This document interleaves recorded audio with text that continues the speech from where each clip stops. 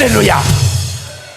얼마나 많은 모임이 나라 안에 있겠냐마는 강사가 연사가 나와서 할렐루야 이런 데가 어디 있습니까? 할렐루야는 하나님께 영광을 돌릴지어다. 그렇게 표현하는 건 성자만 하는 거예요. 성자. 인격자들은 감사합니다 여기까지 표현하고, 그렇죠? 그러니까 인격자가 나요, 성자가 나요. 자, 오늘은 또 이게 하나님이 저에게 준 감동인데 이게 제일 중요한 얘기 같아서 이 얘기를 하겠습니다. 자, 일단 우리가 광화문에서 했던 집회를 영상으로 잠깐만 한번 들어줘 보실래요? 광화문에서 그간에 모였던 집회의 그림을 한번 보세요.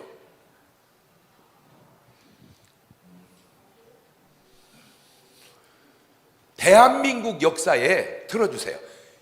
존경하는 국민 여러분, 대한민국 헌법으로 자유 통일해 봅시다.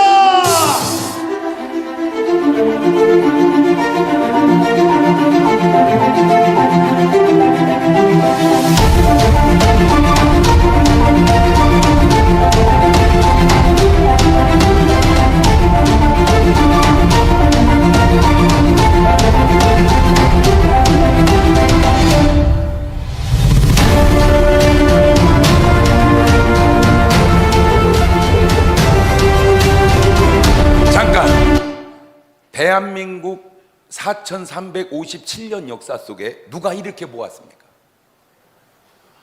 세종대왕도 못 오고 내종대왕도 못 오고 오종대왕도 못 했습니다. 우리가 이게 안 나오면 죽인다고 그래서 나왔습니까? 아니에요. 본인들의 마음으로 애국심으로 나왔습니다. 자, 요게 이제 광화문에서 있었던 일입니다. 자, 평택에서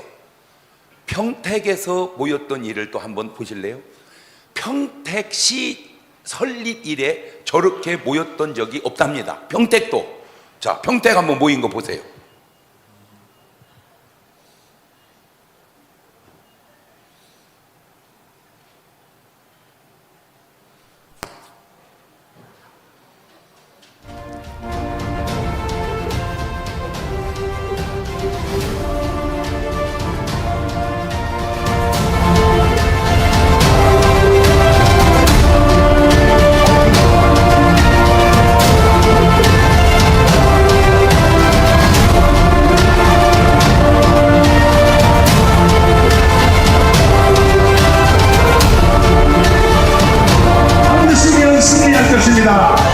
자, 평택시 설립 이래 저렇게 많이 모였던 적이 없습니다.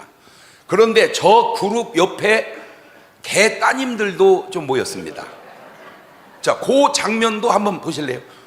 개 따님들 그 옆에 모였던 그 장면을 한번 보세요.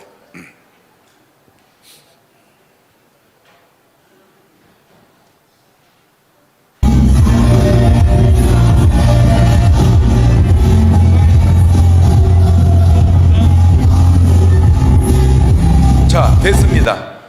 정확한지 모르지만 제가 듣기로 100명이 안 모였습니다. 그런데 왜 개 따님들 얘기는 그렇게 뉴스로 다루고, 왜 광화문은 평택에 모인 그 많은 무리는 안 다룹니까? 이게 지금 언론의 객관성을 잃은 것이 아니냐고 제가 조심스럽게 건의하고 싶어서 그렇습니다. 자, 이 의도가, 도대체 이 의도가 뭐냐? 왜 저렇게, 그러면 광화문이 뭘 잘못했습니까? 우리가 화염병을 던졌습니까? 분신을 했습니까? 죽창으로 누구를 찔렀습니까? 우리를 제압하지 말라고 무슨 경찰들에게 무슨 버스를 넘어뜨렸습니까? 아마 경찰분들도 모든 행사에는 나오시거든요. 보면 아마 그분들도 느낄 거예요. 야, 이 사람들은 이렇게 많이 모여도 진짜 매너 있다, 깔끔하다. 그런데 왜 안 다룰까? 지금 뭔 얘기 하려고 제가 여기까지 얘기 끌고 나왔냐? 아예 언급 자체를 하지 마라. 아예 뉴스건 뭐든 호불호든 다루지를 마라. 이게 객관적 언론이 맞냐고요. 자, 문제는 뭐냐? 여기 나오면 벌떼같이 욕을 합니다. 그런데 벌떼같이 욕을 하는 사람들이 누구냐고요? 두 번째, 그 욕이 맞냐고요? 이 개따님들이 막 어마어마한 줄 알았는데 제가 얼마 전에 소식 딱 듣고 너무 놀란 게 대부분 중국에서 하는 거래요. 한국 사람은 몇 없대요. 전부 뒤에서 중국 분들이 언론으로 조작한다는 거예요. 지금 여기에 속고 있고 넘어가고 있는 것은 아니냐. 제가 왜 여기까지 이 얘기를 하냐면, 여러분, 욕을 얻어먹어봐야 그 욕이 맞습니까? 언론의 비난을 들은 그 언론의 비난이 맞습니까? 뭘 두려워해서 못 나옵니까? 여러분, 욕 얻어먹건 안 얻어먹건, 비난을 듣건 안 듣건, 옳은 건 옳은 것이고 바른 건 바른 것이고 나라는 바로 가야 될 줄로 믿습니다. 요새는 겁내지 말고 태극기 드신 분들 나오시라고 제가 얘기하고 싶어서 그런 거예요. 욕 걱정하지 말라니까. 왜? 지금 우리는 안 나오잖아요. 촛불 밑에 앉았다가 국회로 가고 촛불 밑에 앉았다가 대통령으로 가는데 왜 태극기 밑에 앉았다가 국회로 못 가고 왜 태극기 밑에 앉았다가 대통령으로 못 가냐고요.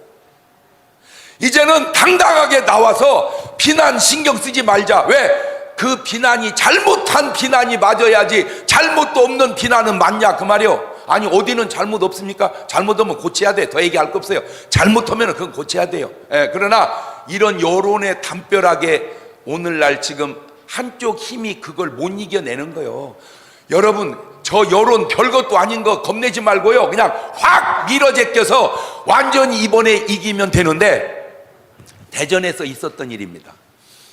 한 분이 학원 원장님을 하셨습니다. 이분의 꿈이 국회의원을 하는 거였습니다. 그래서 원장을 하면서 계속 학부형들을 계속 이렇게 자기 회원으로 확보를 해서 만여 명을 확보를 했습니다. 그런데 청와대에서 한 분을 국회의원을 만들려고 내려보냈습니다. 청와대에서 직접 내려보낸 분하고 이분하고 붙었는데 이분이 이겼어요. 갖고 국회의원이 당선이 됐어요. 제가 거기서 또 깨달은 게 뭐냐, 만여 명 확보해 놓으면 청와대도 이기는구나. 그걸 내가 그때 알은 거예요. 만여 명을 확보해 놓으면 청와대도 이긴다. 자, 그런데 이분이 국회의원을 하다가 돌아가셨어요. 제가 볼 때 과부하 걸렸는지 어쨌든 돌아가셨어요. 그래가지고 이제 국회의원이 바뀌고 선거를 하는데, 그 다음 선거에 원래 맞짱을 떼야 되는데 세 분이 나왔어요. 한쪽 계열은 두 분이 나오고 저쪽은 한 분이 나왔어요. 제가 딱 볼 때 이거는 표를 나눠 먹으면 안 될 것 같더라고요. 그래서 제가 제안을 했어요. 당 대표님께. 이렇게 나가면 무조건 집니다. 합의하십시오. 합의해서 하나로 나가면 무조건 이깁니다. 그러니까 맞다는 거예요. 맞다는 거예요. 그런데 합의가 안 돼가지고 세 분이 나와서 둘이 표를 나눠 먹어서 지고 한 분이 되더니 계속 국회의원을 하시고 나중에는 장관까지 하시더라고요. 아하, 그렇구나. 그래서 그런 날, 어느 날부터 이 나라가, 대전이 완전히 그냥 저쪽으로 다 석권을 했는데, 시장도 구청장도 국회의원도 다. 나는 너무 놀란 게 뭐냐면 세종은 완전히 좌파 도시인 줄 알았어요. 세종 국회의원도 세종시장도 다 좌파였어요. 그런데 대통령 딱 바뀌니까 희한한 현상이 생겼는데, 세종도 바뀌더라고요. 시장님이. 대전도 시장도 바뀌고 구청장 5분 중에 4분이 바뀌고 한 분만 이겼어요. 자, 그러면 이 패턴으로 가면 다음 국회의원 선거도 어떨까? 이 패턴으로 가면 이거 무조건 뭐 한다, 이거 무조건 바뀐다, 이거 무조건 바뀐다. 자, 그런데 그 안에 문제가 뭐냐? 그 문제가 뭐냐? 그 조직에 힘이 별로 없다는 거예요. 지금 우리 전 목사님이 600만 지나가는데 지금 1000만 목표하고 있거든요. 자, 1000만을 10분의 1을 줄여서 100만 명으로 줄여놔도 253개 지역구로 나누면 4000명이 돌아갑니다.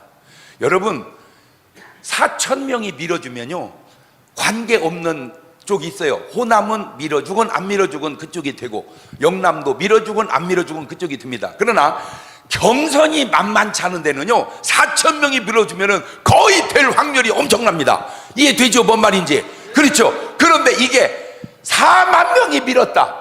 그 선거 하나만 와요.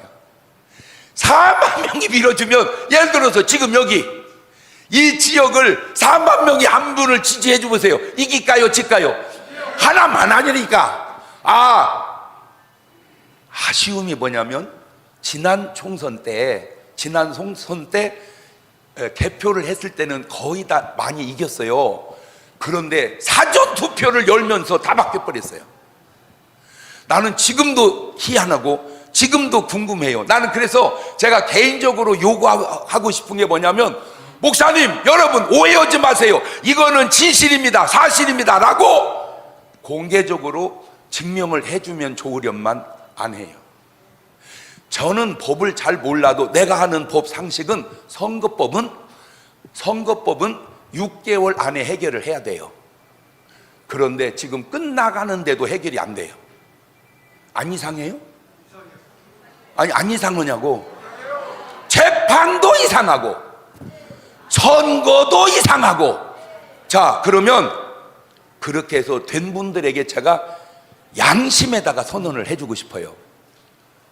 그래 해봐야 국회의원 4년 하는 겁니다. 그래 해봐야 대통령 5년 하는 겁니다. 자, 그러면 어떤 유익이 있을 줄 알지만, 여러분, 옳음의 유익은 유익되지만 그름의 유익은 유익이 아니라는 사실을 모르세요? 옳음의 유익은 유익이지만 그름의 유익은 유익이 아니다. 시작!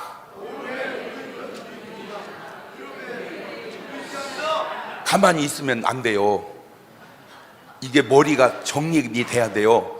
자, 옳고 유익하면 1등, 옳고 유익이 안 돼도 2등, 그러고 유익되면 3등, 그러고 유익이 안 되면 4등. 가능할까요? 시작!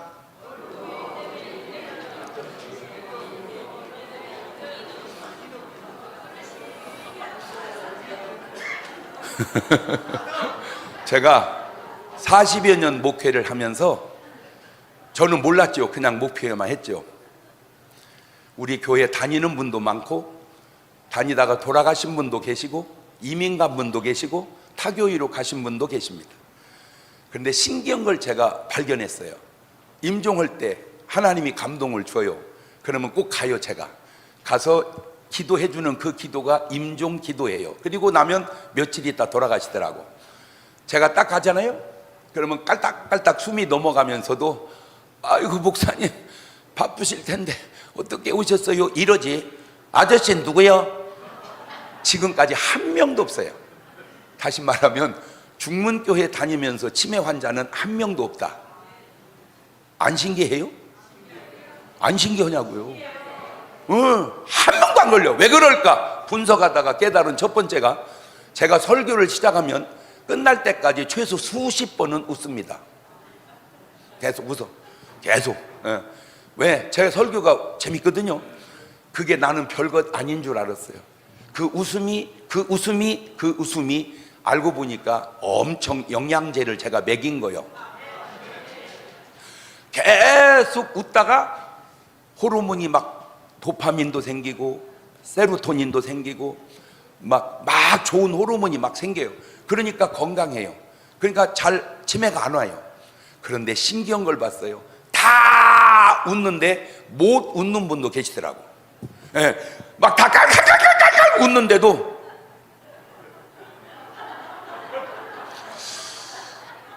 그래서 놀랐어요. 저 사람은 왜 못 웃을까? 알아냈어요. 약 먹는 분이에요.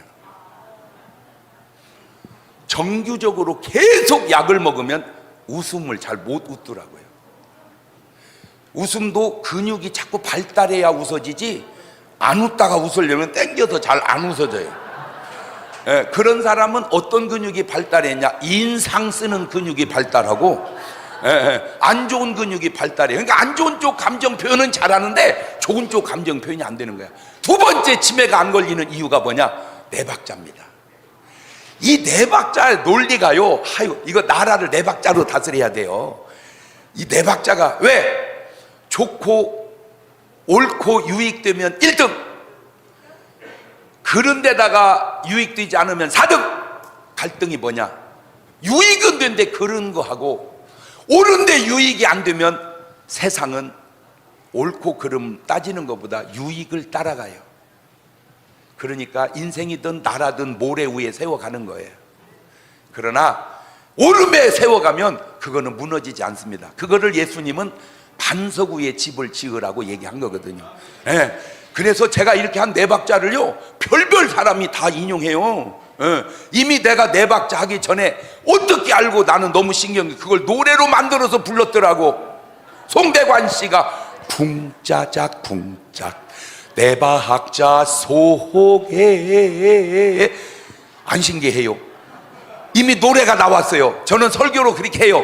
자, 안타까운 게 뭐냐, 언제부턴가 이 나라가 유익 때문에 모래 위에 지어가는 것까지는 그렇다 치더라도 손해 나는데도 계속 모래 위에 지어가는 거예요. 나라가 망해가는데도 계속 지어가려고 그래요. 이래서는 안 된다. 그래서 나라도 살리고 이 나라 복음화를 위해서 일어난 분이 정황훈 목사인 거예요. 물론 조 목사님도 다 옳은 건 아니에요. 이렇게 말하는 저도 다 옳은 건 아니에요. 그건 어쩔 수 없는 게요, 여러분 몸 다 뒤지면 여러분 몸에는 다 유익한 바이러스만 있는 줄 아세요? 아니요, 안 좋은 것도 많아요. 그런데 왜 하나님이 그걸 두는 줄 아세요? 그 작도 두드려 잡으라고 내성이 길러져서 놔두는 거예요. 사실은요, 제가 하나님이었으면 그냥 저놈의 마귀 새끼 귀신들 싹 잡아다가 땡겨서 미리 지옥에다 넣어버리겠어. 그런데 왜 놔두는 줄 아세요? 그거 싹 없어지면 좋기도 하지만요, 우리도 매가리가 없어요. 왜? 영적 전쟁이 없잖아. 그걸 나라로 옮겨볼까요? 나라로? 보세요. 남북이 통일돼서 왔으면 너무 좋죠. 그런데 통일돼서 왔으면 너무 좋은데 안 좋은 게 뭐냐, 지금 같은 발전이 안 됐을 확률이 높아요. 북한 때문에 신경 쓰고 국방을 튼튼히 하다 보니까 어마어마하게 무기가 발달해가지고요, 항상 세상은 소련이 제2의 군사력이 강한 나라인 줄 알았는데 막상 우크라이나하고 붙어보니까 별것도 아니오. 그래서 지금 부상된 게 대한민국 무기가 최고다. 대한민국 무기가 최고다. 이게 지금 증명이 된 거예요. 지금 저 전쟁 끝나면요, 유럽은 전쟁이 없을 줄 알고 군사력을 전부 다 군인도 뭐 군사비도 다 줄여놨다가 전쟁 치르고 나서 이건 아니다 해가지고 이제 막 국방을 튼튼히 해야 된다 하면요, 제가 너무 지금 기대되는 게 대한민국 무기 어마어마하게 팔릴 것 같아요. 할렐루야. 그런 유익을 안 좋음 속에 선 것처럼 우리 몸도 그런 것처럼 나라도 중요한 건 뭐냐, 선이 악을 이겨야지 악이 선을 이기게 해서는 안 된다. 그래서 여러분 지금 지역마다 평균 치면은 지금 한 2만 명 넘어가고 있더라고요. 지금 국민의힘에서 깜짝 놀란 게 뭐냐면 막상 나가보니까 도와줄 사람이 별로 없는 거예요. 도와줄 사람이. 나가기는 나갔는데 뭔 조직된 것도 없고 도와주는 것도 없어. 지금 보니까 이제 도와줄 수 있는 세력을 수만 명씩 다 모아놓은 데가 어디요? 왜? 자유통일당이요. 바로 여러분이요. 할렐루야. 그래서 저도 좀 욕심 좀 내고 싶어요. 뭐냐, 그냥 살짝 도와달라고 하지 말고 정정당당하게 공개적으로 도와달라고 해라. 다시 말하면 여기 나와서 얘기해라. 여기 나와서. 그러면 비난은 좀 받지만 그건 어차피 비난 받으나 안 받으나 몇 안 되는 사람의 언론의 그냥 플레이일 뿐이다. 어차피 밀어주면 다 될 줄로 믿습니다. 속으로만 도움받으려 하지 말고 이제는 공개적으로 도움을 받아라. 그래서 이걸 공개적으로 드러내서 당당하게 광화문도 뉴스에 나왔으면 좋겠어요. 여러분 보세요. 이렇게 많이 모이면 여기 취재 와야 돼요? 안 와야 돼요? 당연히 와야지. 근데 와요 안 와요? 나 묻고 싶어. 안 오는 거요? 가지 말라고 한 거요? 안 보내는 거요? 마지막으로 제가 하고 싶은 얘기는 여러분의 양심에 제가 얘기하고 싶습니다. 나는 뭐 믿고 싶지 않아요. 그러나 만에 진짜로 부정투표가 있었다면 부정투표한 당신은 알 거 아니요. 당신이 했으니까. 당신 말이요, 그래서 무슨 유익을 얻었어 당신이? 그 유익은 유익이 아니라는 걸 몰라요? 양심선언 하세요. 양심선언 하세요. 그 양심선언을 한 대표적인 사람 중에 하나가 누구냐? 유동규 씨예요. 전에 유동규 씨 말과 지금 유동규 씨 말이 맞아요 틀려요? 완전히 달라요. 정진상 씨 지금 당신이 하는 말이 천국 갈 말인지, 이렇게 말해서는 천국 갈 수 없는 말인지, 나는 그게 중요하다 그 말입니다. 여러분 모두가 이제는 말할 수 있다. 그때 말하면 너무 늦어요. 이미 나라는 어려워져요. 우리 이재명 의원님 한 말 보세요. 미군을 얘기할 때는 뭐라고 하는 줄 아세요? 미점령군이라고 얘기합니다. 미군은 점령군이라고 그래요. 들어보세요.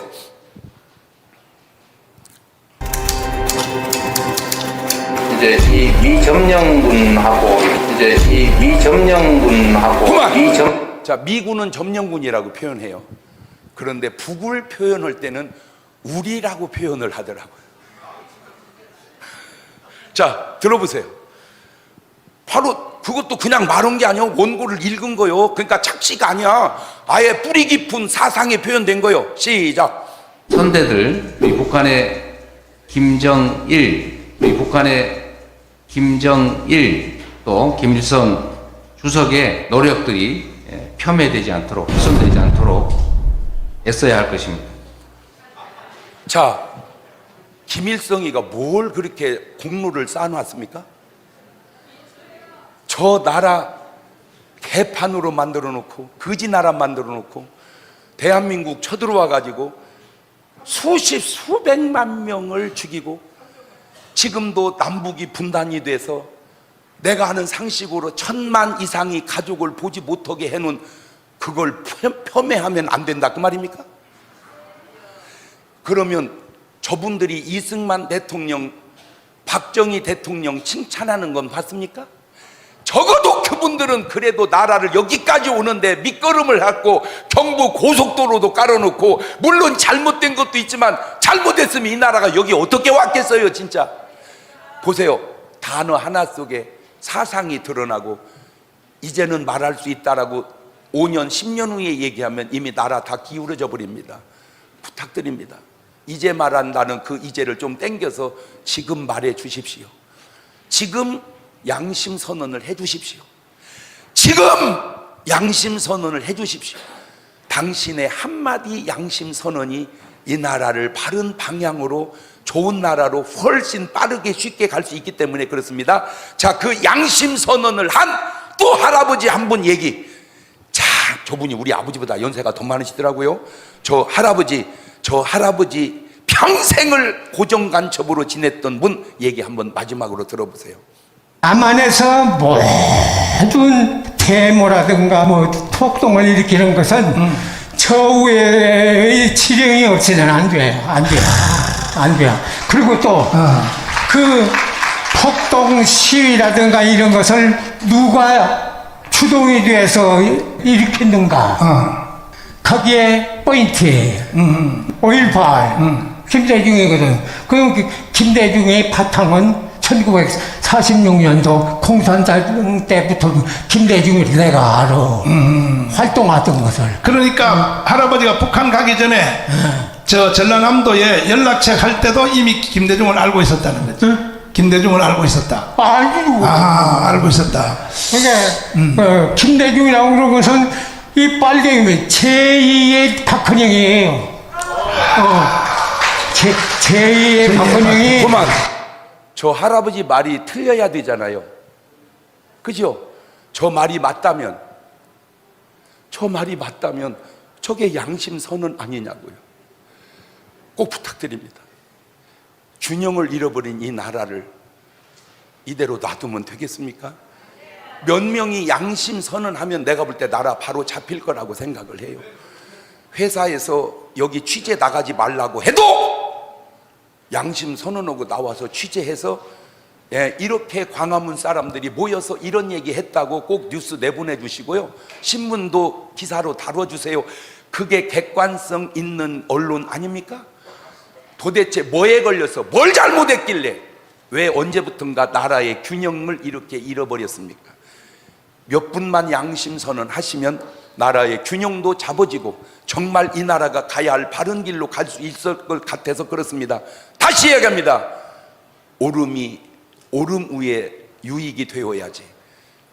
잘못됨 속에 유익이 생기면 그 유익은 유익되지 않는 결정적 증거가 가룟 유다가 예수님 은 30에 팔아먹어서 떼부자 된 줄 알았더니 결국 자살로 인생 끝내잖아요. 그런 발자취를 당신이 걸어가면 되겠습니까?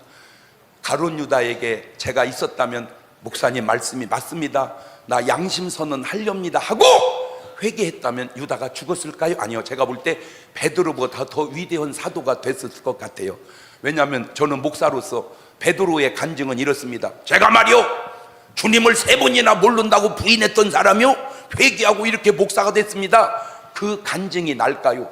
내가 말이요, 우리 스승 예수를 은 30에 팔았던 사람이요, 그런 인간이 회개하고 이렇게 주의 종이 됐습니다. 여러분, 강사를 누구를 부를래요? 내가 볼 때 가룟 유다를 강사로 부르지 않을까요? 오늘 여기에 해당되는 양심 선언 하셔야 될 분들이 양심 선언 하시고 여기 나오셔서 더 훌륭한 강사가 돼서 이 나라 여러분 바로 반석 위에 세우고 구원받는 나라 만들어갈 수 있기를 바랍니다. 감사합니다.